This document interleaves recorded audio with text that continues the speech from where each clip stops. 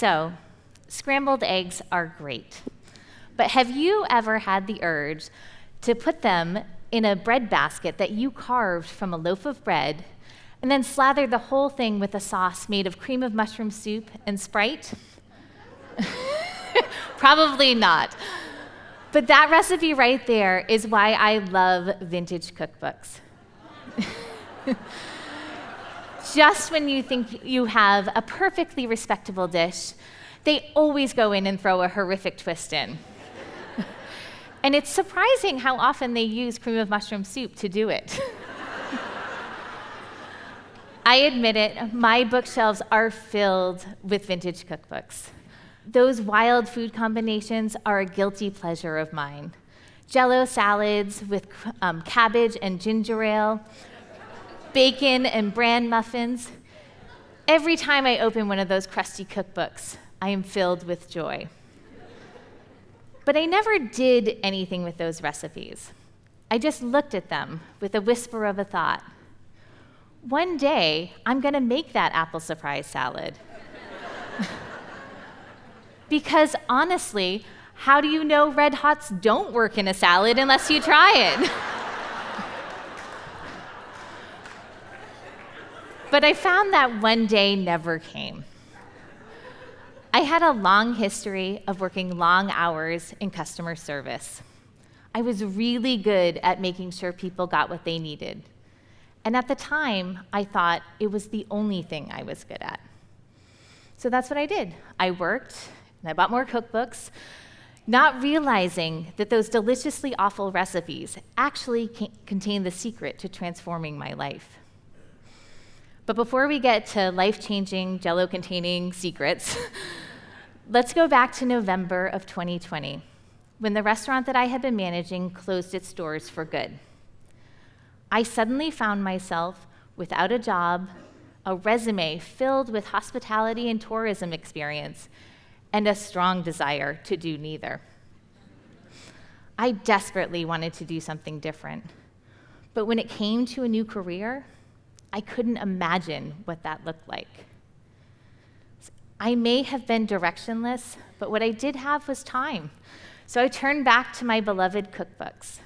And this time, that whisper of a thought grew persistently louder until I listened to it. And about a month later, I started a YouTube channel called Trainwreck Recipes.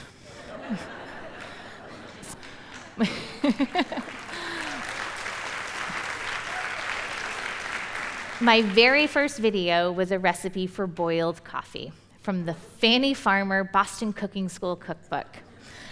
It was a simple, easy recipe on the surface with very traditional coffee ingredients like ground coffee and water. But it veered toward that train wreck when it included an egg, including the eggshell.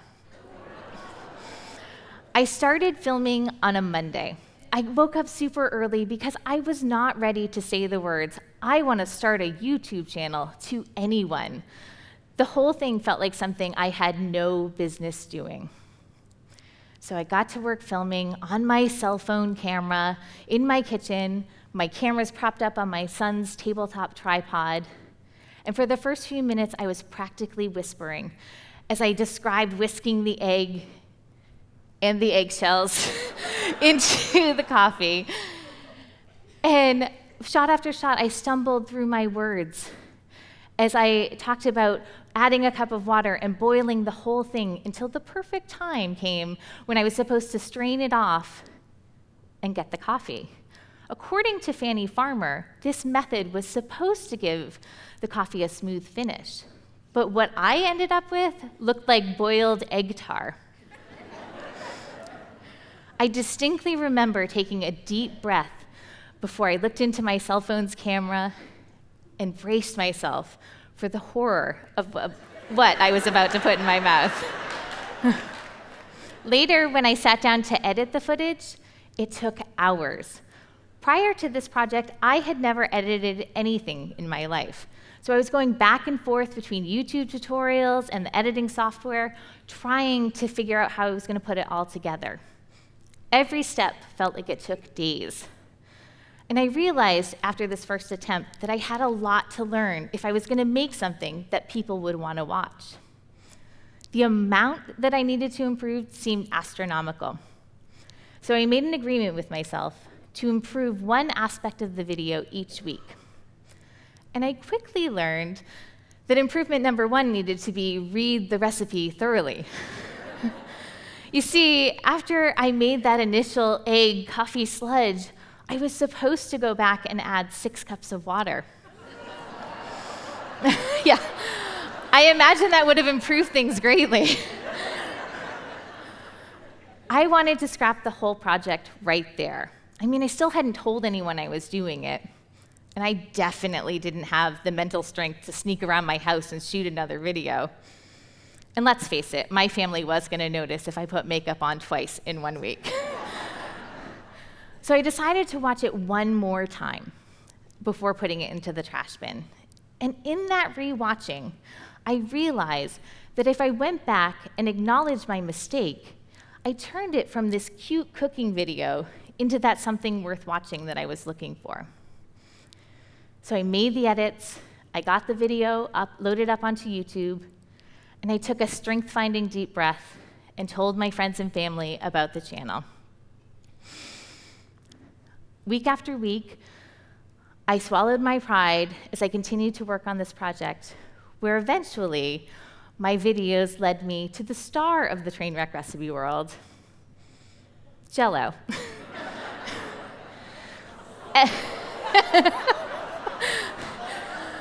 Everybody loves Jello. The good and the bad, otherwise known as a salad, which I think we should all agree upon today to stop using that word, because if a dish contains mayonnaise, hard-boiled eggs, and Jello, it should not be called a salad. But the most amazing part of my time with Jello was when I realized that that little box contained a very life-motivating metaphor. You see, Jello is a hands-on doing activity from the moment you open that little paper packet. You add the hot water, you stir it up so the sugar crystals dissolve, then you add the cold water, and you put it in the refrigerator and you give it time to set. That action that started with you pulling a little box from your cupboard rewards you with jiggling, jewel-colored magic. All because you did something. You took a step and you created your own magic. That clarity that realization gave me was life-changing.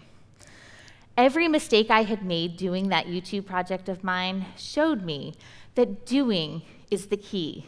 In spite of the imperfections, in spite of the mistakes, doing is the wonderful step that causes change to occur. Because the dream, the lifetime of imagining that you want to do something different, isn't what gets you there, wherever there may be. It's all the steps you take after the spark of inspiration hits. So throughout 2021, I continued creating a video a week, and eventually I wanted more people than just my friends and family to see these videos. So while I was looking for new ways to promote myself, I thought for the first time of what my next career step could be. Maybe it could be in social media. Self-doubt tried very hard to squash that down. It felt like too big of a jump for a 44-year-old woman who had been out of work for 5 months to make. But at that point, I had learned the secret. So I consumed social media knowledge, and I continued to learn new ways to increase my viewers. But the most important thing I did was start applying for jobs outside of customer service. And in the spring of 2021, I saw an ad for a social media manager that I couldn't scroll past. So I got to work, dressing up my resume. Basically, I was adding the cream of mushroom soup and Sprite sauce to the plain scrambled eggs of my work history. Side note, I did make that sauce, and it continued to bubble for an hour after I made it. It was not natural. But my metaphorical mushroom and Sprite bubbles did work. and I got the job.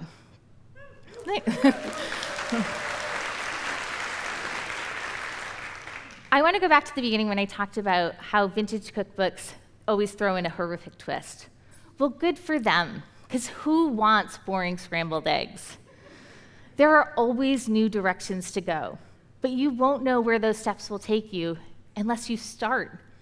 And that start is you doing something, anything, to set your new path in motion. So this is your invitation, to listen to that whisper of a thought, to make your Jello, to start doing. If later you decide to add roast beef, apples, and celery to that Jello and call it a springtime salad, go for it. I promise you, with action, that thought will turn into something magical. I should be clear, if you make that particular salad, it won't be magical, it will be a mistake. But mistakes are to be expected. Don't be afraid of them. Be excited to see where the doing takes you after. So get started. I, for one, can't wait to see what you create. Thank you.